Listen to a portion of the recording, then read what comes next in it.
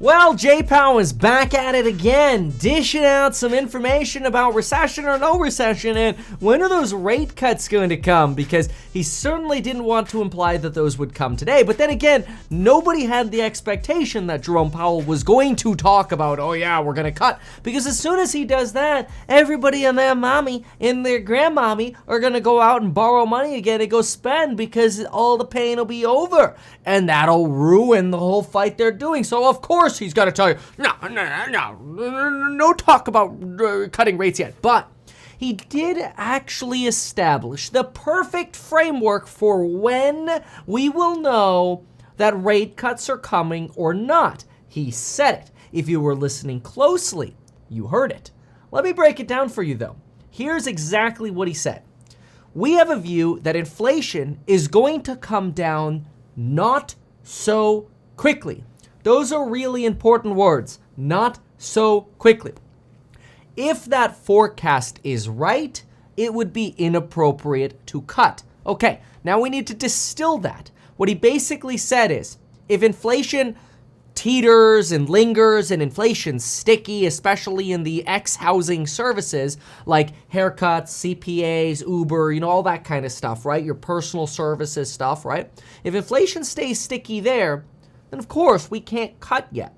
But we've known that. However, what is the inverse? If we see a drop in services inflation ex housing, then maybe the market's pricing of rate cuts could be appropriate. But when would we know if that's appropriate? Well, he actually told us that as well. And I thought this was really interesting because he essentially guided and suggested via the following what'll happen and when the data will come. He said, quote, "A few months of data will convince you that we've got it right." Oh, now in my opinion, that was actually bullish because he basically told you, hey, look, we just need a few more months of data and then we'll know. Our forecast is right or it's wrong. If inflation comes down slowly, we have to keep rates higher for longer. If inflation comes down quickly, especially on services, which we'll know within a few months of data, then we can cut rates. That's basically what he said, which is phenomenal because guess what we have between now and the next summary of economic projections? Lots of data. Remember the data dates you want to write down. Number 1, Friday, we get a jobs report. If it's anything like today's GDP report, it means no recession because jobs are still flowing in like crazy. Today's GDP report, today's ADP report. ADP report came in massively strong. But what else do we have in terms of dates? Well, at the end of the day on Friday, we're raising the price on the Elite Hustlers course, which is now rebranded as the AI Productivity course. How to make more money and get SH9T done faster. We'll be releasing the AI segment on June 1st. We're really excited to release that. All of that AI content we're producing right now, Blackboard lectures, everything, it's all coming out on June 1st, so that'll be really cool. But we're gonna raise the price on Cinco de Mayo, so we're doing a little pre-sale for that, so check that out. May 10th, CPI at 5:30 a.m.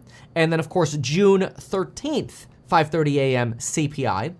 And then we'll have the next Fed meeting on June 14th already. So that's in about 6 weeks. We'll see Jerome Powell again. We'll be sitting here again doing the same thing. But he gave us a very clear guide. I thought this was actually really impressive. The fact that he said the following in a row, a few months of data will convince you we've got it right, that they're potentially where they need to be with rates. And then, do they have to stay or drop rates? Or in the edge case, raise rates. That's actually really good. He was very, very clear about this. He suggested that housing remains weak. They did not talk about pausing today, but they did talk about pausing in the future.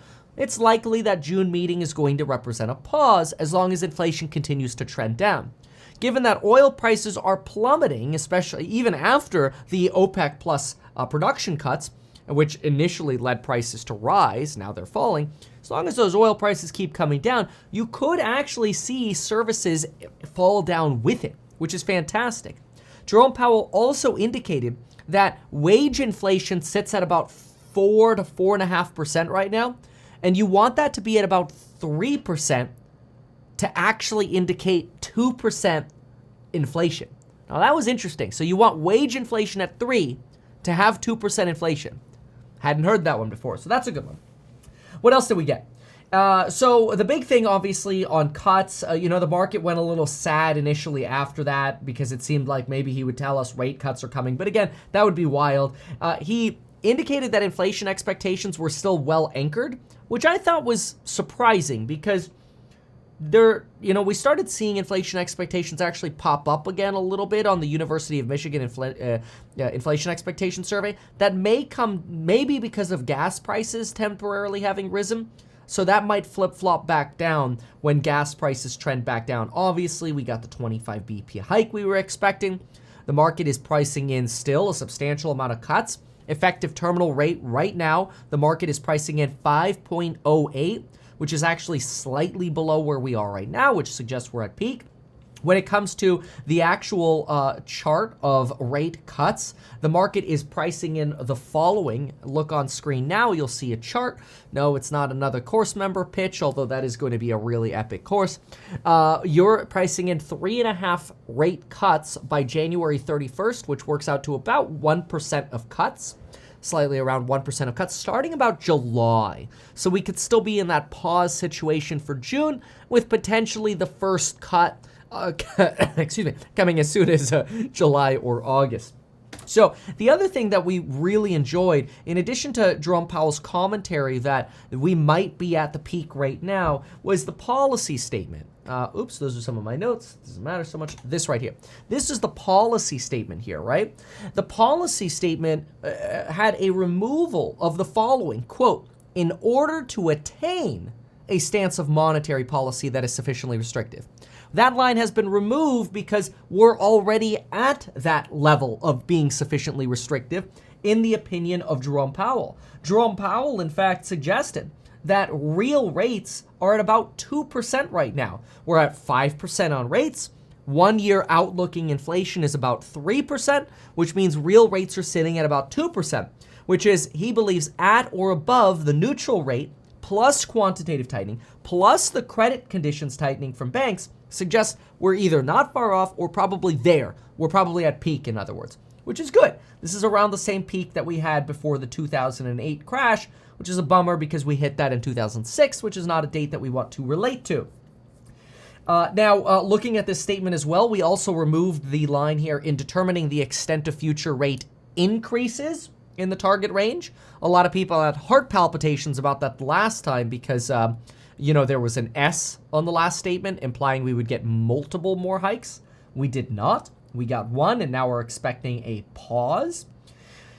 We believe that the Fed is also now heavily focused, they said. They said, quote, he literally said, this is our focus. This will be important. Even tighter credit conditions. Our attentiveness here is important, including on small and mid-sized banks. So really focused on the cumulative effects of that credit tightening. Important. Obviously, there's still some more work to be done. However, there are signs that the labor inflation is starting to fall. When we study this in our course member live streams by going through earnings calls or fundamental analysis, we also agree we are not seeing a wage price spiral. Very important. Now, what else that's very interesting is Jerome Powell said something that he actually seemed very proud about, and it had to do with his odds of recession, as well as what's going on with labor. So he suggested that we have not seen before, and history wouldn't tell you, that it was actually possible for job openings to decline without at the same time seeing an increase in the unemployment rate. But he said, well, that's what we're seeing, and that's actually good news. So in other words, usually when job openings go down, at the same time you see the unemployment rate go up. But what's actually happening is job openings are going down into balance, and we're not seeing unemployment go up, and we're not seeing a wage price spiral. That's actually a really good case scenario. And I think that's what led him to say that the case for avoiding a recession is potentially more likely than it was previously. Previously, he suggested the case for avoiding a recession would be about 50-50. And now it seemed like he thought that there was a case for actually avoiding a recession, that a recession might now be potentially less likely, but, there's still the case that we're going to have a recession. But having been 50-50 previously to softening on that, I don't mind that. That's actually pretty good. So I actually liked this press conference. I like that he made it very clear. Like if I was going to explain this to a 10-year-old and they said, so is Jay Powell going to cut rates? He made it very clear. He said, hey man, Jay Powell came up to us and he basically said, yo, look man, we're just gonna hang tight at this level, which is probably good enough, but we wanna see what the next couple reports say. Because if the next couple reports come in hot, then we're gonna have to do more. But these next 2 reports could say that, hey, inflation's doing just fine, and maybe then we could start talking about cuts. But until then, we're gonna go ride our bike for 6 weeks because why speculate on it when we don't have the data yet? Instead, just wait for the 5th, which is in 2 days for Friday, and then wait for the CPI report in a week from today, and then of course the next CPI report thereafter. So overall, this was, in my opinion, very clear Fed report. Comparing this to the expectations we had, we didn't really hear anything in terms of GDP growth other than potentially we have more of a likelihood to avoid a recession. That was good. He suggested that, that's some light into the soft landing. That's good. The higher for longer is pretty consistent, being patient until we actually get the data.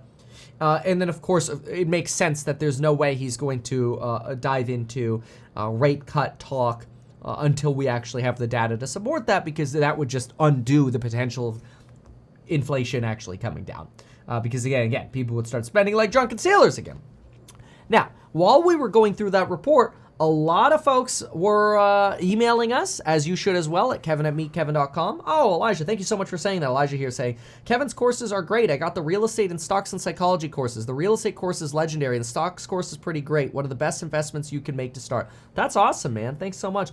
Yeah, it's important to remember that those are the investing courses, right? And then the How to Make Money courses have had a few different titles. Originally it was the Path to Wealth, then we turned it into the Elite Hustlers. We're retiring those names, and we're just making it a lot simpler of a title. The title is How to Make More Money and Get SH9T Faster, featuring AI. And the AI portion comes out June 1st, so we're really excited about that. If you want to bundle up or you have questions, just send McKay an email, kevin@meetkevin.com. Thanks so much for watching, and I'd say, look, overall, my opinion, good report. Is the market gonna be volatile? Of course. Who cares? The Nike swoosh recovery, in my opinion, has been very consistent this year so far, and I think it'll continue. What's gonna happen with Open Door tomorrow or some stocks or Bill.com? I have no idea.